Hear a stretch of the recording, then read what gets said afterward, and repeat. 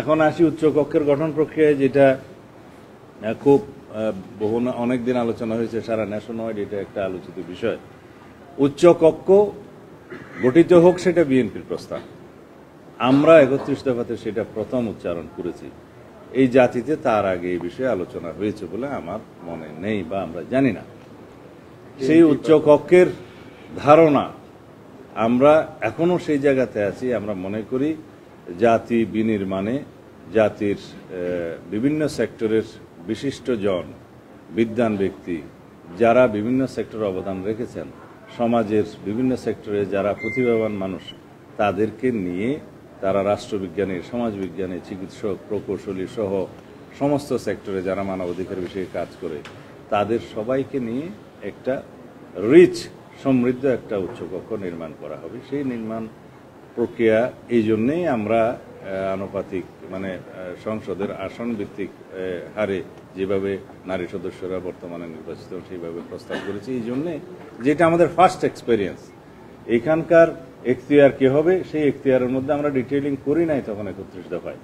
এখন আমরা যে সমস্ত প্রস্তাব করছি যে নিম্নকক্ষের পাশকৃত আইনগুলো উচ্চকক্ষেও যাবে, তারা রিভিউ করবে, পর্যালোচনা করে হয় অনুমোদন করবে অথবা কিছু সুপারিশ সহ নিম্নকক্ষে প্রেরণ করবে, এবং নিম্নকক্ষ সেটা দেখবে, বিবেচনা করবে এবং পুনরায় সেটা হয় রাখবে অথবা রাখবে না, সেটা নিম্নকক্ষের এখতিয়ার। এবং সেইভাবে আইনি প্রসেসটা, এই ফাংশনটা, লেজিসলেশনের যে ফাংশনটা, সেটা শেয়ার করার জন্য আমরা সে প্রস্তাব দিয়েছি।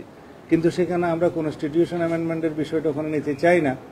কারণ কনস্টিটিউশন অ্যামেন্ডমেন্টের বিষয় হচ্ছে সার্বভৌম পার্লামেন্টে যারা সরাসরি জনগণের দ্বারা নির্বাচিত প্রতিনিধি, সেই এমপিদের, সংসদ সদস্যদের, তারা সংবিধান সংশোধনের ক্ষেত্রে এখতিয়ার প্রাপ্ত।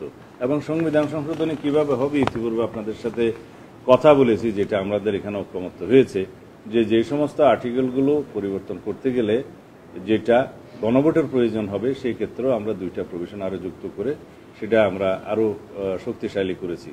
তো সুতরাং সংবিধান সংশোধনের বিষয়টা আমরা উচ্চকক্ষের মধ্যে আনতে চাই না, যেহেতু তারা not directly elected representative of the people. আর যেটা সার্বভৌম পার্লামেন্ট, তাদের সার্বভৌম ক্ষমতাটা আসে সার্বভৌম জনগণের মধ্য দিয়ে, এবং সার্বভৌম জনগণ তাদের প্রতিনিধি পাঠায় সার্বভৌম পার্লামেন্টে। সেই সার্বভৌম পার্লামেন্টে জনগণের দ্বারা আইন প্রণীত হয় এবং সেই আইন দ্বারা জনগণ শাসিত হয়। সেইখানেই সংবিধান পরিবর্তন হবে, সংশোধন হবে, সেটা তাদের এখতিয়ার।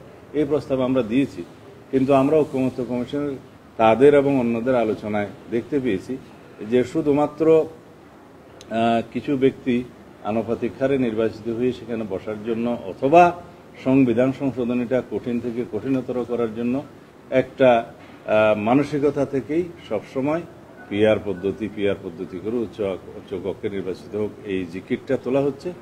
এবং তারা সংবিধান সংশোধনের বিষয়টা অনির্বাচিত অথবা পরোক্ষভাবে নির্বাচিত একটা বডিতে নিয়ে সংবিধান সংশোধনীটাকে জটিলতর করতে চাচ্ছে। এটা নিশ্চয়ই আমাদের উদ্দেশ্য হতে পারে না, হওয়া উচিত না।